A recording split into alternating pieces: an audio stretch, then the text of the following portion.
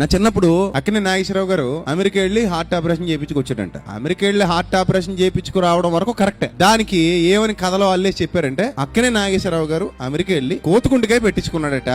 ఈ సోది కబుర్లు చాలా మంది ప్రచారం చేసేస్తే మా చిన్నప్పుడు మేము కూడా అదే నిజం అనుకుని నమ్మేవాళ్ళం. అక్కినే నాగేశ్వరరావు గారు కోతుకుంటికాయట, అందుకని అలాగే ఎగురుతాడట, డాన్సులని అలాగే వేస్తాడట అని చెప్పేవారు కొంతమంది. 60 ఏళ్ల వయసులో కూడా ఆయన అలాగే ఎగురుతున్నాడు, డాన్స్ చేస్తున్నాడు. ఆ ప్రేమాభిషేకం ఏదో తీసేసరికి ఆయనకి 60 ఏళ్ళు అంట. అంటే ఆయన కోతుకుంట ఎట్టుకున్న వాళ్ళని అలాగే ఎగురుతున్నాడు. ఇప్పుడు అంటే నిజమేనా? ఇప్పుడు అలాగైతే మీకు కోత ఉంటది అసలు? ఉన్నెత్తర కోతని. ఇప్పుడు అందరికీ గుండె జబ్బులే కదా, ప్రతోడికి ఎక్కువ గుండె జబ్బులే, గుండెపోట్లు వచ్చి చేస్తున్నారు కదా. కోతులు బతకనిస్తారా? నిజంగానే కోతుకుండకాయ మనిషికి సెట్ అయితే బతకనిస్తారా? అసలు చెట్ల మీద ఉండదు ఇంకా శుభ్రం కట్టిపడేద్దాం. కోతుకుండకాయ మనిషికి సెట్ అవదమ్మా. నీకు సెట్ అయ్యేది ఏదైనా ఉంటే అది ఎవరిదే? మనిషిది.